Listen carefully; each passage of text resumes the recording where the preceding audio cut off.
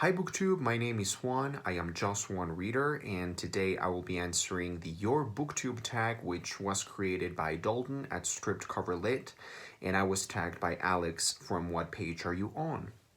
So the first question is, how do you decide what to review on your channel? And I guess here in my channel, I talk about every single book that I read, fiction and nonfiction, even some of the books that I read for academic purposes. Sometimes I will bring them over here to my channel if I think they are interesting or relevant or just interesting enough for you guys to watch me talk about them. But in terms of what I read for my own pleasure, whether it be fiction or nonfiction, I talk about every single book that I read in wrap-ups or what I am now calling book review sections, which are recent reads sections. Basically, I take batches of 3 to 5 books that I've read recently and I talk about them. However, I do sometimes choose certain books to make individual book reviews about. And those are books that I select based on something very specific. If there is something, whether in terms of the content of the book itself or my own reading experience with that book in particular, then I will talk about that in more depth. So those are books that I choose if I have something more specific to say, and I will create a longer video to talk about that. Question number 2 is, let's talk about prep. Are you organized or seat of the pants? I am not organized when I am making booktube videos. Basically, I just talk and talk and talk and talk. For some videos, I do prepare quite a bit, but those are very rare and very occasional. If I have a certain topic that I want to use a certain book to talk about, or I want to explore a book or an author that is sort of a bigger topic that is more challenging, I do want to have some structure because I tend to ramble on quite a bit. So, for example, I once reviewed the Cemetery of Forgotten Books series by Carlos Ruiz Zafón, and that was a pretty ambitious video for me to do because it's a review of 4 books in a series, and I wanted to mention a lot of things in that video, and I wanted to recommend different parts of those books. So I had to organize things very well. I had to rehearse. I had to do the video many times over until I was happy with the result. The same thing happens when I want to do a review that has a lot of like didactic content, you know, those videos that have like an academic feel to them. For example, when I reviewed The Little Friend by Donna Tartt, that took me like days to rehearse and film. When I reviewed Catcher in the Rye, certain videos that do take some preparation, but for most of them, I just sit down and talk. Question number 3 is, what inspired you to start your channel? I've always been fascinated with the idea of talking about books, and I am very chatty. I am a very talkative person. When it comes to books in particular, I remember always talking about books, and this is gonna sound really crazy, but I've always enjoyed talking to myself about what I read. Not like a crazy person or anything, but just like I've always loved to think out loud, sort of talking to myself about what I'm reading and what I'm feeling and what I'm thinking and what I want to read next. And yeah, it might sound a little strange, but I've always loved doing that. And BookTube is kind of an extension of that, even though there is an interaction factor going on. It's a weird interaction because it's not a real interaction. I mean, it's a great interaction, but it's not a real life face-to-face interaction. It's not. We're talking to a camera here. So there is something very strange in this relationship that we have in this shared experience online. But coming back to the question, I've always been fascinated with this idea of talking to myself and to others about books. It's like talking to other people through talking to myself. I don't know. And I was inspired by some people who have been here for years. Like, I remember watching Mercedes and Jen Campbell and Bass Pierce, some booktubers that I remember from like the ancient times, I guess. And I realized, hey, if they can do it, I could try at least. Question number 4 is walk us through your filming session. Filming session sounds very fancy. I just sit down, prop my phone on a surface where it can stand. Like right now, it is on my bed. I sometimes prop it right there next to the window, or I prop it on some books, wherever I can have a stable surface for the phone to stand, and I sit in front and I just ramble on. Question number 5 is, what is your favorite BookTube style or staple video? In terms of BookTube style, I don't really care as long as the video feels personal. I don't like it when people have a very cold, clinical style. I don't like that. I do like when people are free, when people are sort of loosened up and not rigid. I really like it when the person making the video shows a little bit of their personality. They don't need to be like flamboyant or dramatic or exaggerated or histrionic, but I do like it when you feel like they are projecting their personality. I also love it when people are funny and when people are not afraid of showing some humor in their videos.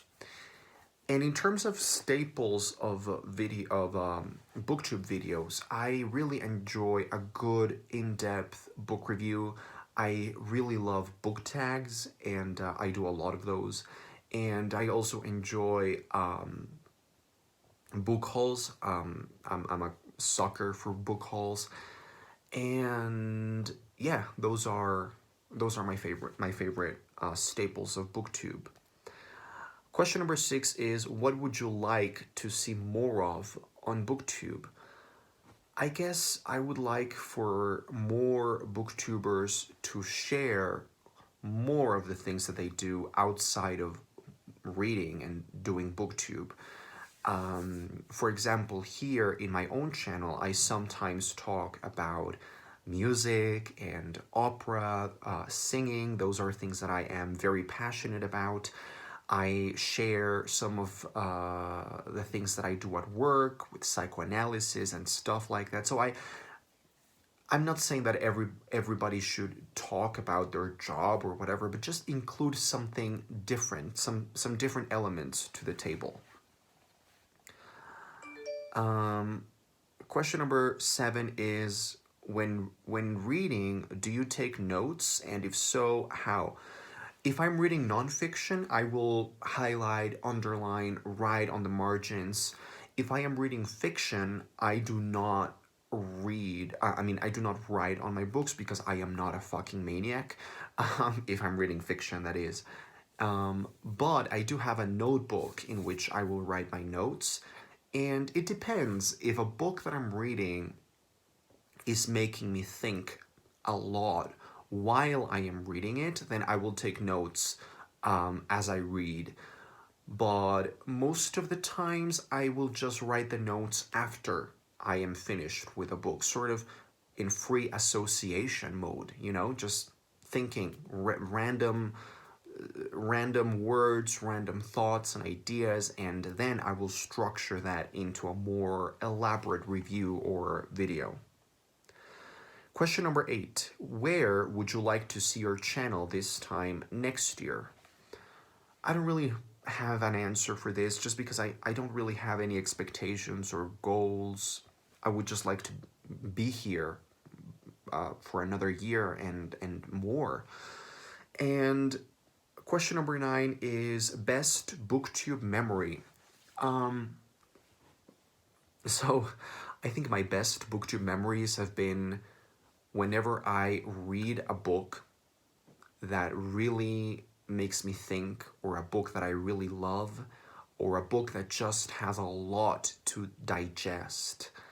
And afterwards, I go into BookTube and I watch reviews that people have made for that book. And I have this like wonderful experience. This has happened to me a lot here on BookTube, and I am really grateful. When I was reading the short story collection 10th of December by George Saunders, I would read a story, think about it, digest it myself, and then I would go and watch Stripped Cover Lit's video on that short story. And I would do that with every story in that collection.